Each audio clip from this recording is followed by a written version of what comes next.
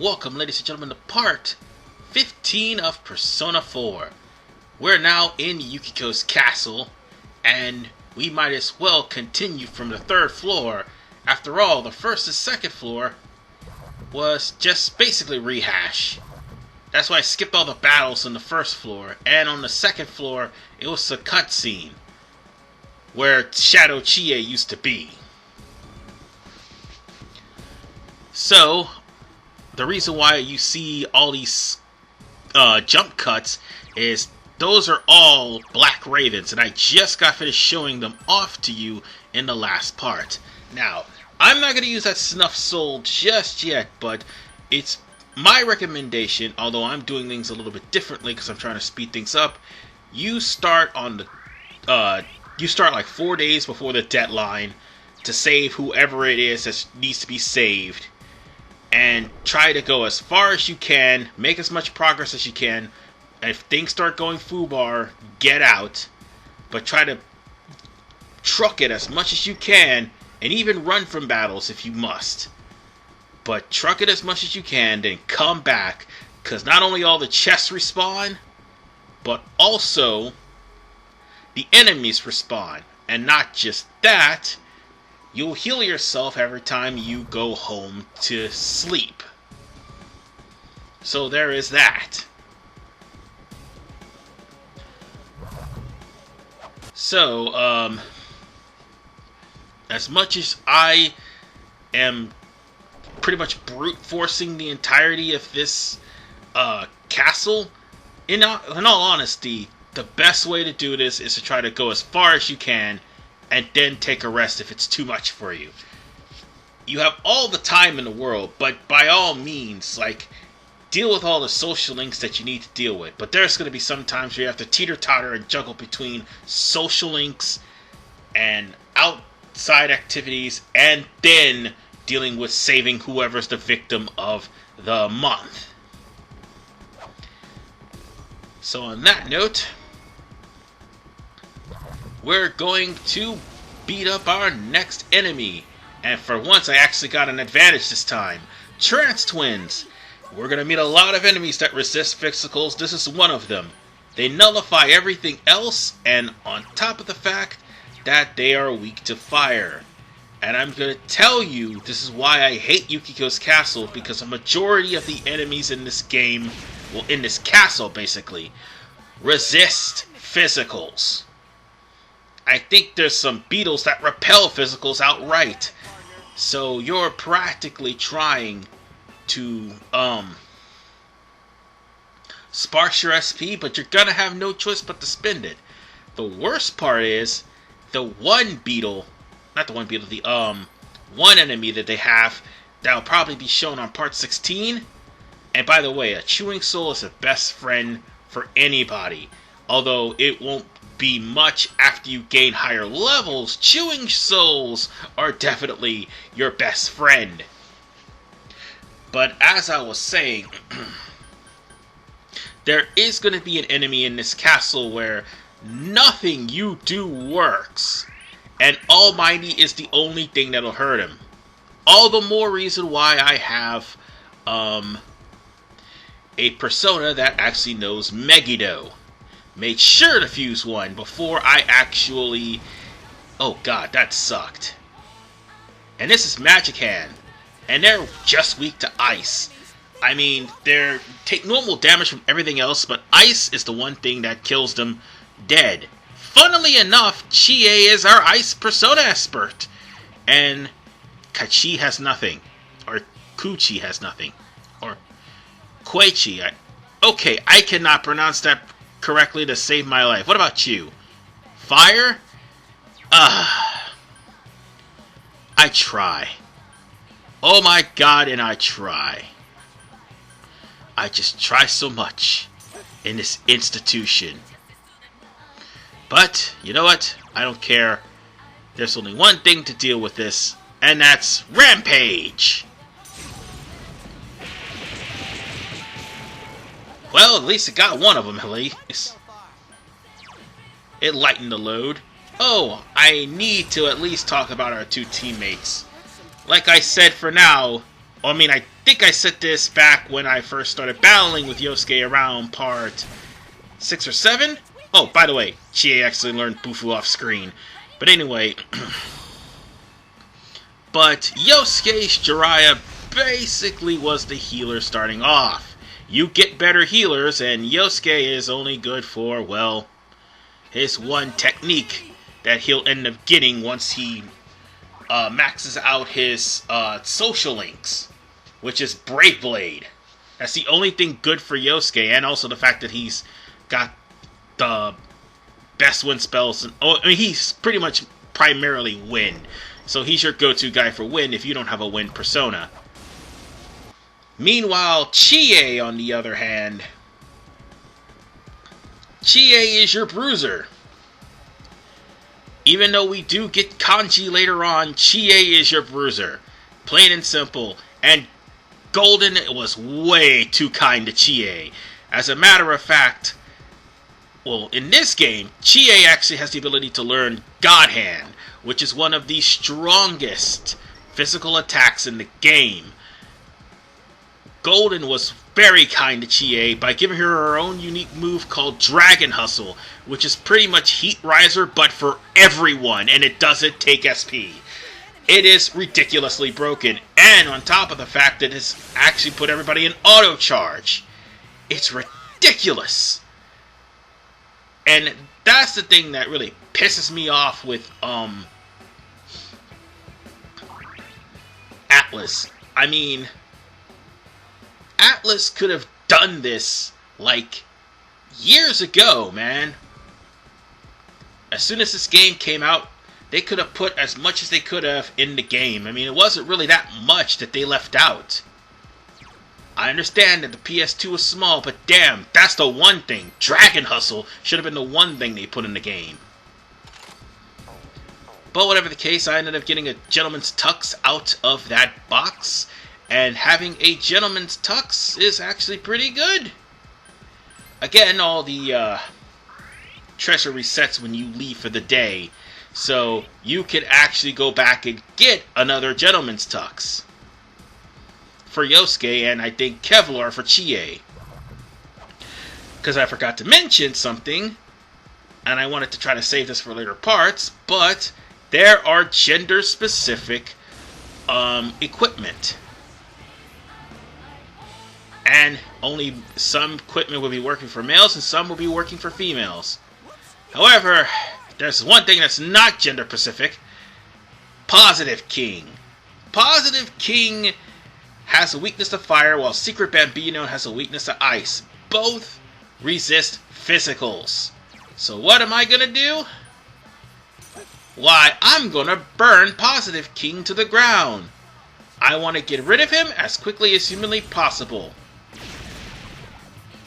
The quicker Positive King is down, the better. And do you want to know why? The longer Positive King is out, the more Secret Bambinos he will bring out. And the more Secret Bambinos he bring out, the worse things will get.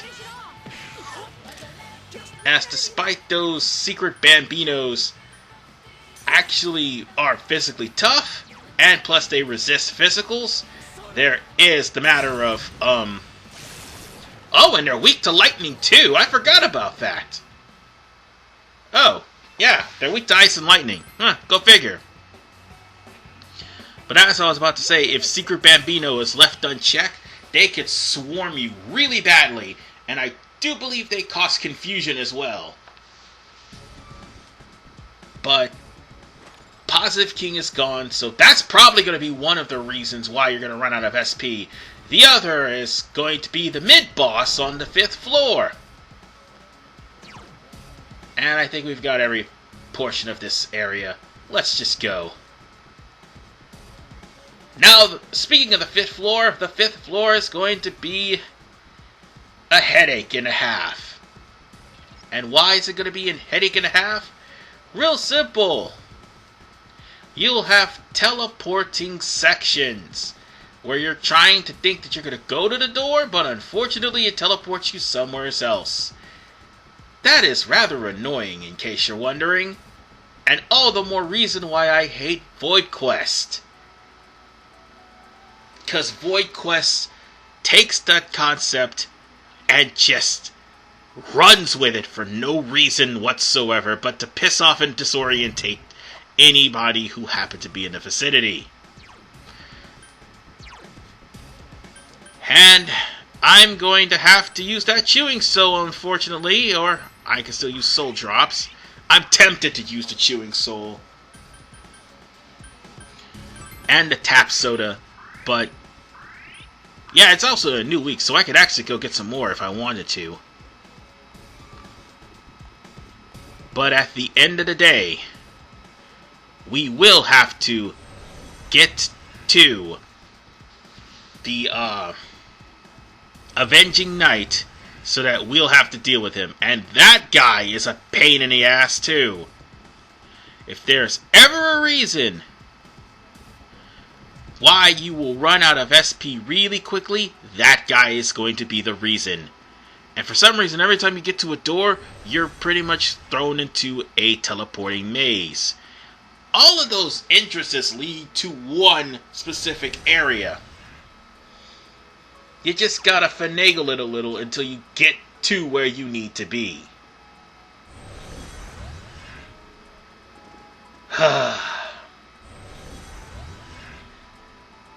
Give me a second. I'll get to it.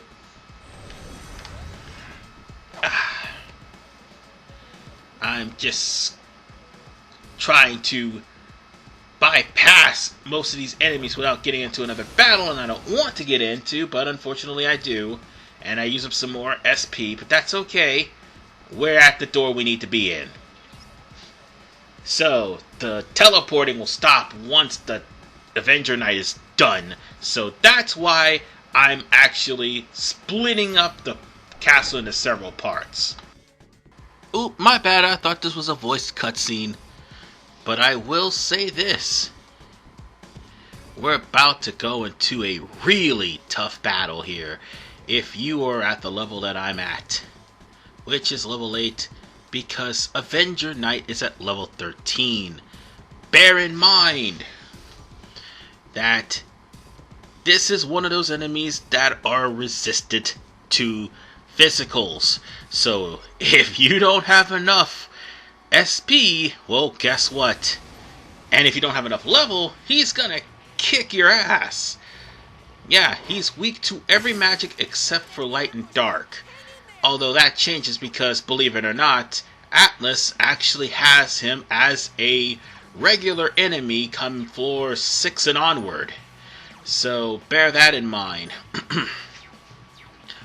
And I'm just looking for the person who has Rakunda. I should have gotten Izanagi, but then again I would have died really quickly because Izanagi was not at a higher enough level. I'll end up having to get a better full persona. Or just eventually fuse to a better Izanagi, whichever one comes first. But one thing is perfectly clear. It doesn't matter how high your personas really are. This guy hits really, really hard. Oh, and for the record, Megadolan does a lot of freaking damage. Again, this is only for weakness purposes. And also to show you exactly the strengths and weaknesses of the enemies, because Teddy is not very reliable. You have to play the guessing game until you get Rise, and even then, she's not reliable until you max out her social link, and even then, she only has a hint for one element at the start of the battle. So there is that. That's what this guide is for, and it'll help you. But we've got the glass key, and the glass key will unlock just about every door in this palace. And now you no longer have to worry about being teleported into a different direction because of the fact that at the time, the Avenger Knight was there. Now, Avenger Knight is going to be a common enemy as of now, and bear in mind, one of those was a very tough challenge. Two of them, well, it'll get tough. Real tough.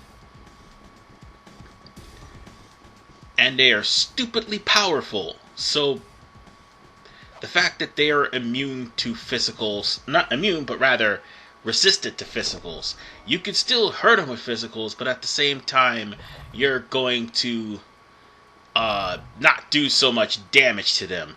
Physicals would probably be the last resort if you run out of stamina, or should I say spirit points. And now you can go to any door you want to and actually open all the doors, so that way you will be able to proceed on to the 6th floor. And that would be the best time to do this. Hey, open the door. Thank you. Ooh, there's a box there, and there's 2 shadows there. Oh, these enemies, the dice enemies. Well, bronze dice is weak to electric and strong against physicals. I have to warn you about the dice enemies. Anytime you run into a dice enemy, they'll take 2 turns. 1 turn to stand by, and another to self-destruct. When they self-destruct, they are going to hit really hard. You're at a low enough level, they can actually kill you. Especially if there's 1 or 2 dice on the field. Well, specifically 2 dice on the field. And we got another one. That's all the more reason why I kept this battle in. So with that said, let's beat its brains out. And folks, the more people you have in the investigation team, the more powerful the all-out attacks become. And that's all you need to know about that. And good lord, the dice actually gave me a lot of experience points. I'm gonna probably need that. But for the time being, I'm also gonna need what's in this chest. Please don't let it be a Reaper. Please don't let it be a Reaper. Oh, thank goodness. Okay. Kevlar vest. I'm gonna get that to Chie. Chie basically doesn't have much, so let's just give her a Kevlar vest for her troubles. Or I can give it to Yosuke. It doesn't really matter. Yeah, let's give it to Yosuke. Because at the end of the day, I actually have a very powerful persona for its level, so that we can pretty much curb stomp Yukiko. And what you also want to do is fuse into more powerful persona by the time you reach Yukiko. Oh, and there's the door for our exit. So let's head over to the 6th floor, and we are going to stop right here because we need to go back, heal up. At least I need to have all of my SP, and we need to be prepared for the deal with the 6th and 7th floor. And Yukiko is going through a lot. She's pretty much annoyed at the fact that the reporters were hitting on her because she was wearing a kimono. She was annoyed about the fact that she was being forced to take over her mother's inn.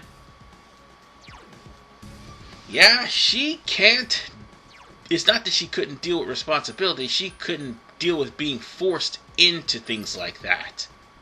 So on that note, we're at Castle 6. We only had 2 more floors to go before we were right at the boss, but at that time, I would be struggling as far as SP is concerned. And yeah, I did have items, but at the same vein, I would rather sleep and recover. And besides, it's practically a new week as well. So, with that said, I will do that off screen. I will leave this place and head straight over to get some new items, and I'm pretty sure I'm going to need a Justice Persona as well, so I'm going to have to get that too. And I will see you guys next time on Persona 4 when we deal with floor 6 and 7, and I'm leaving floor 8, the final floor for Yukiko, in part 17. But for right now, stay tuned for part 16 next week. See you guys next time.